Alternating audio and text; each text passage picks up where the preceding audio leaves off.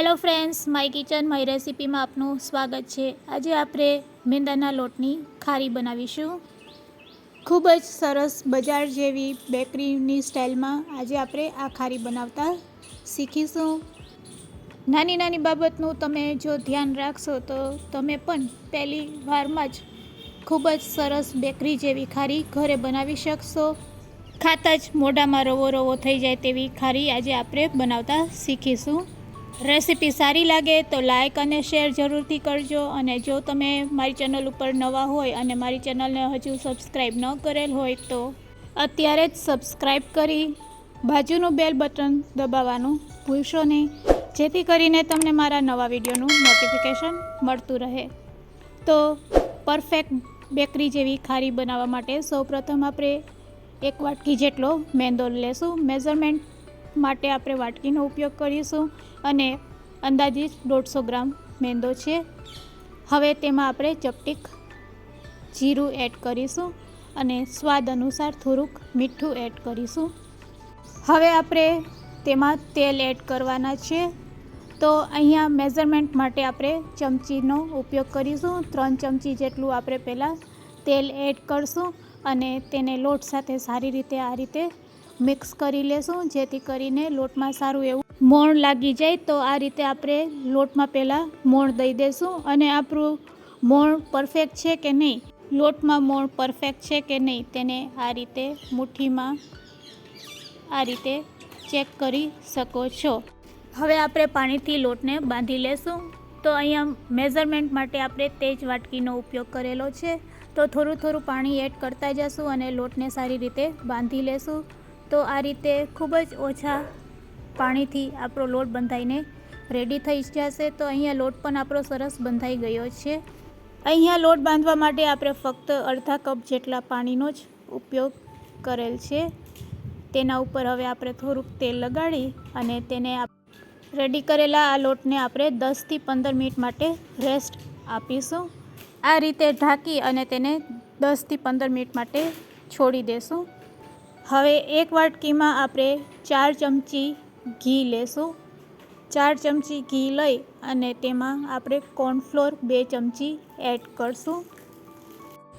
અહીંયા તમે મેંદાનો પણ ઉપયોગ કરી શકો છો। તો 2 ચમચી આપણે કોર્નફ્લોર ઘીમાં એડ કરી અને તેને સારી રીતે આ રીતે હલાવીને મિક્સ કરી લેશું।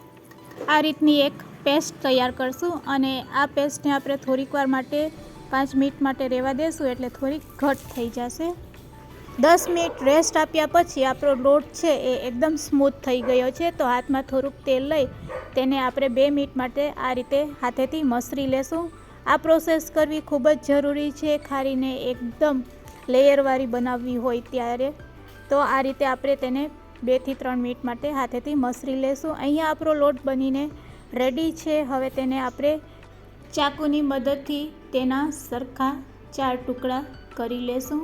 તો આ રીતે તેને ઇક્વલમાં કટ કરી લેશું અને તેમાંથી એક લુવો આપણે લઈ લેશું। બાકીના લુવાને આપણે સાઈડમાં રાખી દઈશું। ચોપર અથવા તો લાંબા પાટલા ઉપર આપણે મેંદાનો લોટ સ્પ્રેડ કરીશું અને આ લુવાને આપણે વણી લેશું। તો વેલણની મદદથી તેને વણતા જશું અને એકદમ મોટી રોટલી બનાવશું। જરૂર પડે ત્યાં આપણે મેંદાનો ઉપયોગ કરતા જશું અને રોટલી થોડીક લંબચોરસ થાય તો પણ ચાલશે। તેને ઉપાડતા એકદમ આપણી આંગળી પણ દેખાય એટલી આછી તેને આપણે વણી લેશું। તો અહીંયા આપણી રોટલી વણાઈને રેડી છે। લોટનો ભાગ આ રીતે આપણે દૂર કરી લેશું અને પછી તેના ઉપર રેડી કરેલું આ સ્લરી છે તે લગાવશું। તો તેની થિકનેસ પણ જોઈ શકો છો। જો તમારી થિકનેસ થોડીક ઓછી હોય તો પતલું હોય તો તમારે તેમાં ફરીથી 2 ચમચી મેંદો એડ કરી શકો છો। હવે તેને આપણે વણેલી રોટલી ઉપર આ રીતે લગાવી લેશું। ચારેય બાજુ સારી રીતે લાગી જાય તે વાતનું ધ્યાન રાખવાનું। આ રીતે આંગળીથી તેને લગાડી લેશું અને ઉપરથી આપણે ફરીથી મેંદાનો લોટ સ્પ્રેડ કરીશું। તો લોટ સ્પ્રેડ કરવાનું ભૂલશો નહીં। હવે આપણે બીજું લેયર રેડી કરેલું છે તેને તેના ઉપર રાખી દઈશું। તો આ રીતે 2 લેયર રાખ્યા પછી હજી તો આપણે ઘણા લેયર બનાવવાના છે।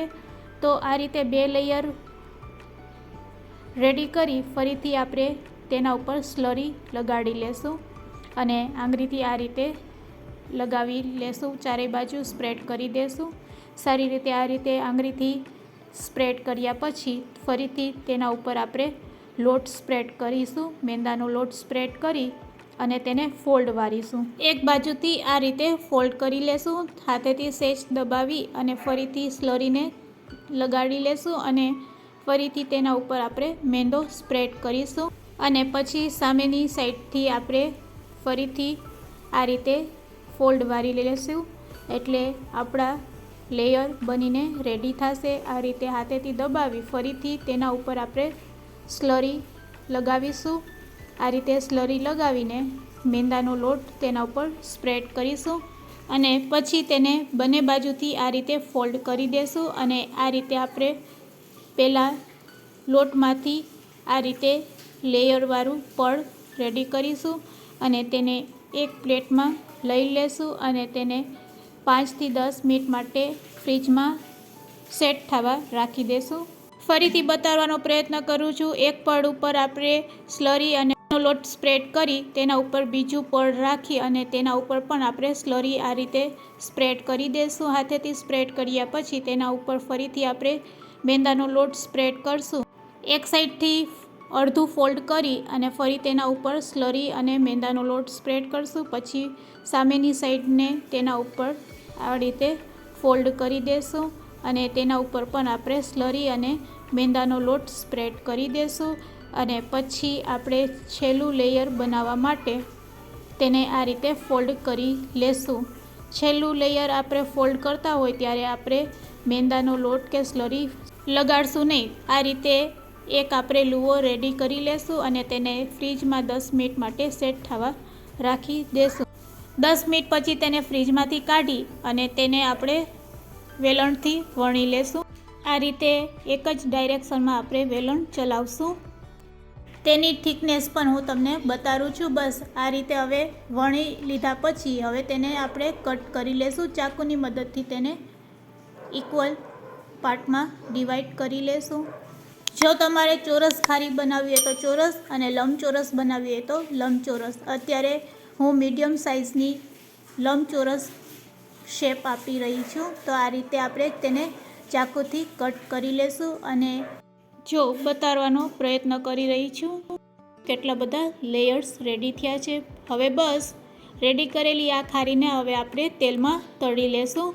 તો ગેસની ફ્લેમ ચાલુ કરી અને એક કડાઈમાં તેલ ગરમ કરશું. તેલ સારું એવું ગરમ થાય પછી તેમાં આપણે રેડી કરેલી ખારીને એડ કરી દેશું. મીડિયમ ટુ લો ફ્લેમ ઉપર આને તળીશું. ખારીમાં લેયર હોય છે તો આપણે બધા લેયર સારી રીતે પાકી જાય તેના માટે આપણે ગેસની ફ્લેમને મીડિયમ ટુ લો રાખીશું. તેલ ઠંડુ થઈ જાય તો હાઈ ફ્લેમ ઉપર તેલને ગરમ કરી લેવાની અને ખારી આવી ગોલ્ડન બ્રાઉન કલરની થાય ત્યાં સુધી તેને તળી લેશું. તો આપણી ખારી ગોલ્ડન બ્રાઉન કલરની થઈ ગઈ છે. તેને આપણે તેલમાંથી કાઢી લેશું. તો આ રીતે આપણે બધી ખારી તળીને રેડી કરીશું. જ્યારે આપણે તેલમાં તેને ઉમેરતા હોય ત્યારે વણેલા ભાગને આ રીતે પલટાવીને નાખવાનો. તો આ રીતે આપણે બીજી બધી ખારીને તળીને રેડી કરીશું. તો આ રીતે મીડિયમ ટુ લો ફ્લેમ ઉપર તેને તળતા જઈશું અને તે ગોલ્ડન બ્રાઉન કલરની ન થાય ત્યાં સુધી તેને તળી લેશું. તો તમે જોઈ શકો છો આપણી બધી ખારી તળાઈને રેડી થઈ ગઈ છે. તેને પણ આપણે તેલમાંથી કાઢી લેશું અને હવે ગેસની ફ્લેમને બંધ કરી દેશું. રેડી છે આપણી બેકરી જેવી ખારી ઘરે બનાવેલી. આ રીતે તમે પણ ઘરે બનાવી શકો છો. ચોરસ અથવા તો લંબચોરસ તમને જે પણ શેપમાં બનાવી ગમે તે શેપમાં તમે આ ખારી બનાવી શકો છો. ફક્ત એક વાટકી મેંદામાંથી તમે જોઈ શકો છો કેટલી બધી ખારી બનીને રેડી થઈ છે.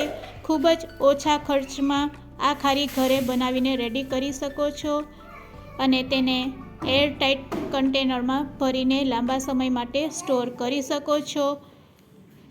સવારના બ્રેકફાસ્ટ માટે અથવા તો ટ્રાવેલિંગમાં પણ લઈ જઈ શકાય તેવી ખારી ઘરે બનીને રેડી છે. તો તમે પણ એકવાર જરૂરથી ટ્રાય કરજો. આજની રેસીપી કેવી લાગી તે પણ મને કમેન્ટ્સમાં જરૂરથી કહેજો. રેસીપી સારી લાગી હોય તો શેર કરવાનું ભૂલશો નહીં. Thanks for watching.